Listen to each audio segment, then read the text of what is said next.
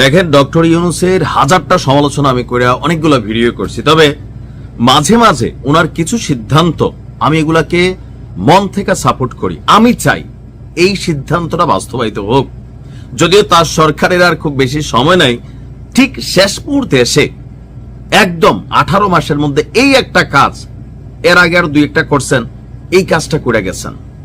Salute. আমি মনে করি আগামীতে যারাই ক্ষমতায় আসবেন এই প্রজেক্ট যেন বন্ধ না হয়। ভাবা যায় যে বাংলাদেশে সমরাস্ত্র অর্থাৎ আগ্নেয়াস্ত্র, বিশেষ করে যেগুলা আর্মিতে ব্যবহৃত হয়, সেই সমরাস্ত্র কারখানা তৈরির উদ্যোগ নিয়েছে ইউনূস সরকার। শুধুমাত্র আমাদের জন্য নয়, এটার জন্য বিদেশেও রপ্তানি করা যায় সেই ধরনের একটা বিশাল প্রকল্প হাতে নিয়েছে এবং এটা সাধুবাদ পাওয়ার যোগ্য।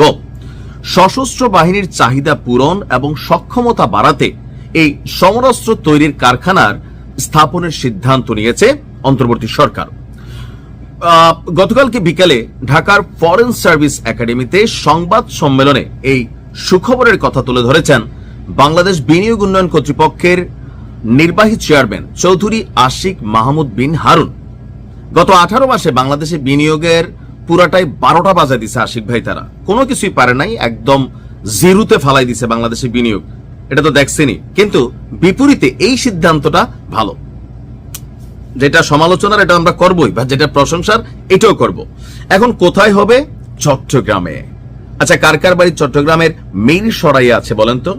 চট্টগ্রামের মিরসরাইয়ে হতে যাচ্ছে বাংলাদেশ মেশিন টুলস ফ্যাক্টরির আপনার উদ্যোগে এই কারখানাটা।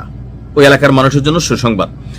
ডিফেন্স ইন্ডাস্ট্রিয়াল জোন তৈরির বিষয়টি বিডার মাস্টার প্ল্যানে অন্তর্ভুক্ত করা হবে জানিয়ে আশিক চৌধুরী বলছেন, সামরিক এবং প্রতিরক্ষা শিল্পে বাংলাদেশকে অংশগ্রহণকারী দেশ হিসাবে গড়ে তুলতে ডিফেন্স ইন্ডাস্ট্রিয়াল জোন স্থাপন করা হবে। আপনারা অনেকে জানেন যে পৃথিবীর অনেক দেশ সমরাস্ত্র প্রদর্শনী শো করে।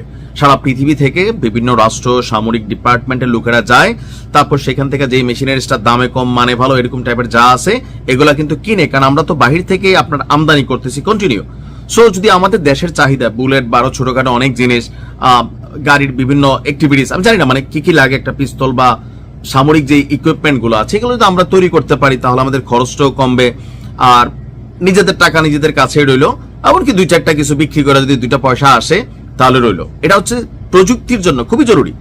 আস্তে আস্তে হয়তো আমরা কোনো একদিন যুদ্ধ বিমান তৈরি করবো, এখন কিনতেছি, সমস্যা নাই। বাট আমি স্বপ্নবাজ মানুষ, আমি মনে করি এগুলো বাংলাদেশে হওয়া উচিত। বলা হচ্ছে যে আপনার বাংলাদেশ অর্থনৈতিক অঞ্চল কর্তৃপক্ষের গভর্নিং বডির একটা অনুষ্ঠান হয়, সেখানে সভাপতিত্ব করেছেন ডক্টর ইউনূস। সবার সিদ্ধান্ত জানাতেই বিকেলে আশিক চৌধুরী আপনার প্রেসের সামনাসামনি হন।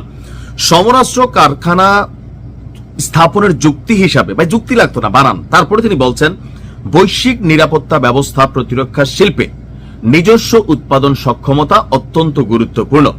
সাম্প্রতিক যুদ্ধগুলোতে দেখা গেছে হাইটেক অস্ত্রের চেয়ে আপনার গোলা বারুদ এবং মৌলিক সরঞ্জামের সংকটই বড় সমস্যা। ঠিক রাশিয়াতে যেটা হয়েছে, গোলা বারুদ সংকট তৈরি হয়, বুলেট সংকট তৈরি হয়। সমরাস্ত্র তৈরির কারখানাটি হবে মিরসরাইয়ে ভারতীয় অর্থনৈতিক অঞ্চলের জন্য বরাদ্দকৃত জায়গায়। অর্থাৎ বাংলাদেশে কিছু জায়গা আছে যেগুলো ভারতের অর্থনৈতিক জোনের জন্য দেওয়া, হয়তো ভারতেও আমাদের জন্য আছে, আমি জানি না। তো সেই জায়গায় এটা করা হবে। আর ইন্ডিয়ান ইকোনমিক জোন প্রতিষ্ঠায় 800 একর জমি বরাদ্দ রাখা হয়েছিল। সেই ইকোনমিক জোন প্রকল্পটি বাতিল হওয়ায় এই 800 একর জায়গায় ডিফেন্স ইন্ডাস্ট্রিয়াল জোনটা তৈরি করা হবে। বাংলাদেশ হাইটেক আপনার অস্ত্র তৈরি করবে না, যুদ্ধক্ষেত্র বা অন্যান্য প্রয়োজনে হাইটেক অস্ত্র বা যুদ্ধ বিমানের সংকটের চেয়ে ঘাটতি দেখা যায় গুলি এবং ট্যাঙ্কের এক্সেলের মতন যন্ত্রাংশের। বাংলাদেশ সেনাবাহিনী তাদের চাহিদা অনুযায়ী এই ধরনের অস্ত্র তৈরি করবে। চুক্তি সম্পন্ন হওয়ার পর বিস্তারিত আরো আমরা জানতে পারবো।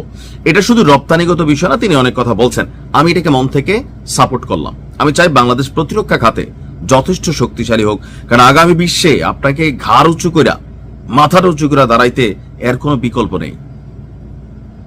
এটা বাস্তবায়িত হোক। ভালো থাকুন। আসসালামু আলাইকুম।